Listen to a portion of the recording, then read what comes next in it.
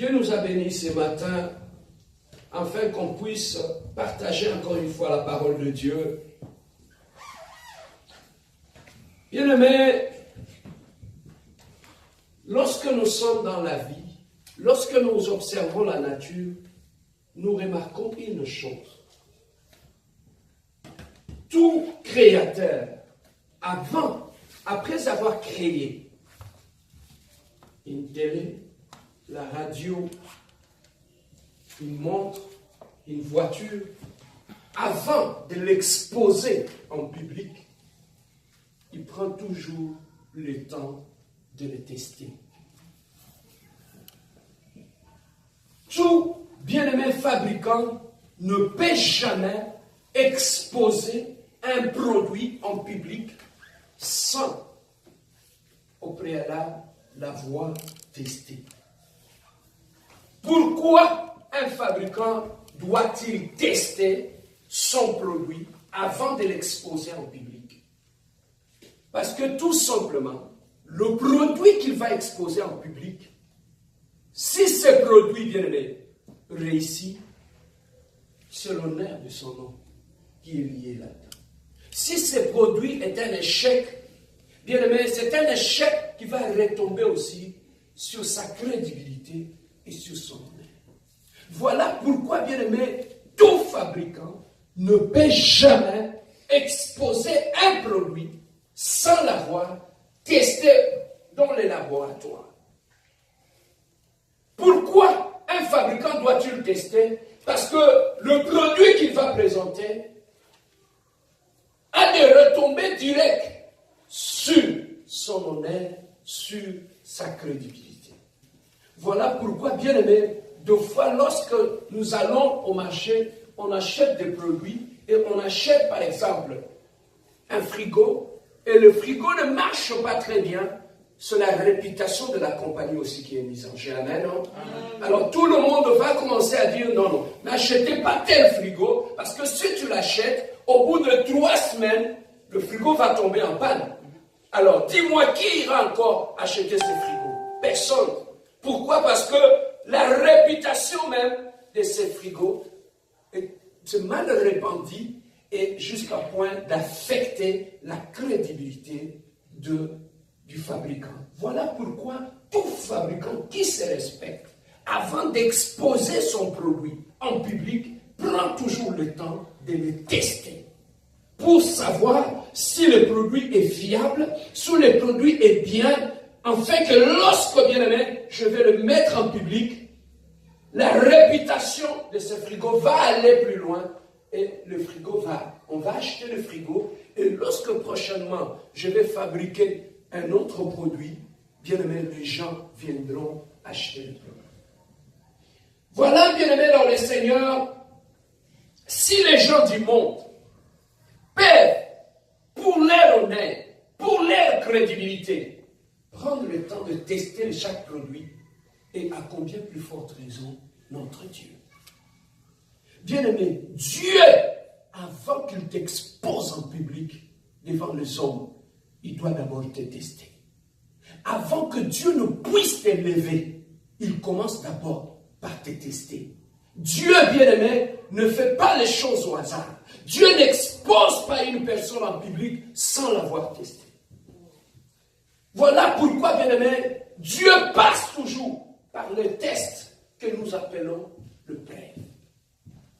Épreuve qui veut aussi dire tester.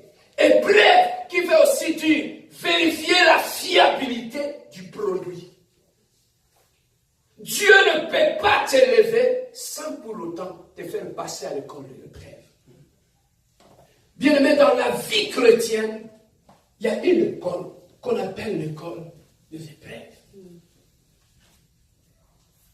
Souvent, la vie chrétienne avait été très mal enseignée aux gens.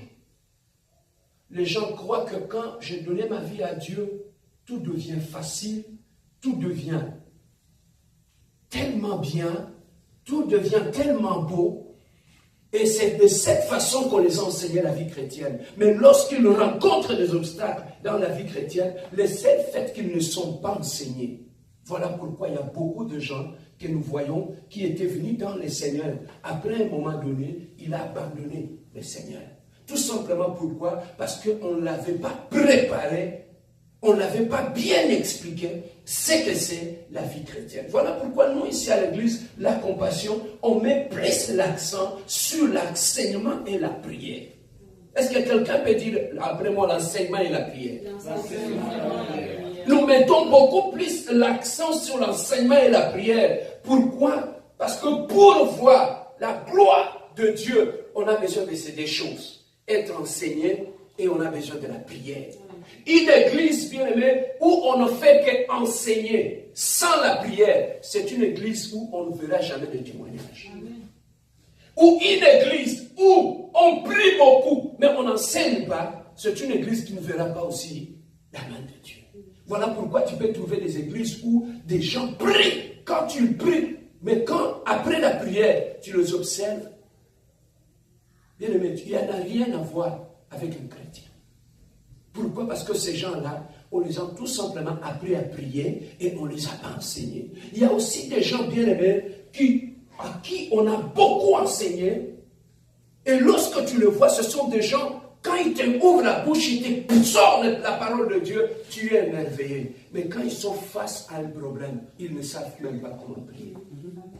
Voilà pourquoi nous ici, on ne privilégie pas uniquement que la parole, mais on privilégie et la parole et la prière. Parce que quand tu es en face d'un obstacle, tu sauras utiliser la parole qui est ton épée et tu sauras utiliser la prière qui est ta force. Amen. Hein? Donc un chrétien qui est assis dans la parole, un chrétien qui a une vie de prière, c'est un chrétien qui est stable. Lorsque vous prenez une balance, pour que ça puisse avoir de l'équilibre, il faut placer de poids tous les deux côtés, n'est-ce pas? Quand il y a plus de poids ici, ça va pencher un seul côté. Quand il y a plus de poids de l'autre, ça va pencher de l'autre côté. Donc pour avoir de l'équilibre, il faut que le poids qui est à gauche et à droite soit pareil. Pour retrouver l'équilibre. C'est comme ça aussi dans la vie chrétienne. Pour qu'on puisse mener une vie chrétienne qui est équilibrée. À gauche, tu dois avoir la connaissance de la parole et à droite, tu dois avoir la vie des prières. Parce que si tu as seulement la parole, tu es déséquilibré. Si tu as seulement la vie de prière, tu vas être déséquilibré. Donc ici, on enseigne l'équilibre. Est-ce que quelqu'un peut dire l'équilibre? Voilà pourquoi on enseigne et la parole de Dieu et la prière. Donc, un chrétien équilibré, un chrétien fort, un chrétien qui est stable, c'est un chrétien en qui on peut trouver et la parole de Dieu et on peut trouver la prière. Amen. Hein? Regarde ton voisin, tu dois avoir la parole de Dieu et la prière. Oui, bien aimé. Donc, voilà ce que Dieu fait. Avant d'exposer quelqu'un, il doit d'abord, au préalable, le faire passer par l'école des épreuves. Un chrétien qui est passé par l'école des épreuves, c'est un chrétien qui est mis. C'est un chrétien qui est fort. C'est un chrétien qui est stable. Voilà pourquoi, bien aimé, Dieu ne peut pas t'élever sans pour autant prendre le temps de te préparer. Vous savez, il y a beaucoup de gens qui envient la vie de riche. Ils aiment tellement cette vie-là. J'aime un mode de vie. Comment les riches vivent, comment ils vivent bien, comment ils sont bien. Ils adorent cette vie-là des riches. Mais malheureusement, on ne s'arrête qu'à adorer cette vie-là, mais on ne cherche pas à connaître le mode d'emploi pour devenir riche. On veut tous devenir riches, n'est-ce pas?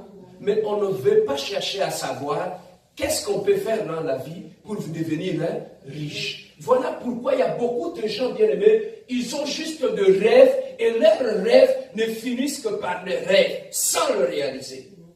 Pourquoi? Parce qu'ils ne les apprennent pas. C'est comme quelqu'un qui va, par exemple, je dirais à l'hôpital, qui regarde les infirmiers, qui regarde le médecin et dit « Oh, j'aimerais un jour être médecin. » Mais pour que tu sois médecin, il y a une procédure à suivre. Amen. Hein? C'est ça ce qui est à l'église. À l'église, tu vas écouter des gens, oh, je serai la tête et non la queue, je serai grand, je serai ceci, je serai ceci. Au combien de mots? Tu n'es pas. Pourquoi? Parce qu'on ne cherche pas à comprendre comment on devient grand. L'église aujourd'hui s'arrête au slogan. Je suis la tête et non la queue, je suis riche, je suis grand, je suis ceci. Oui, mais est-ce que tu sais comment on devient grand dans la vie? Est-ce que tu sais, je suis une femme de valeur. Est-ce que tu sais, ma sœur, qu'est-ce qu'il faut faire pour devenir une femme de valeur? On ne devient pas seulement en lançant des slogans dans l'église.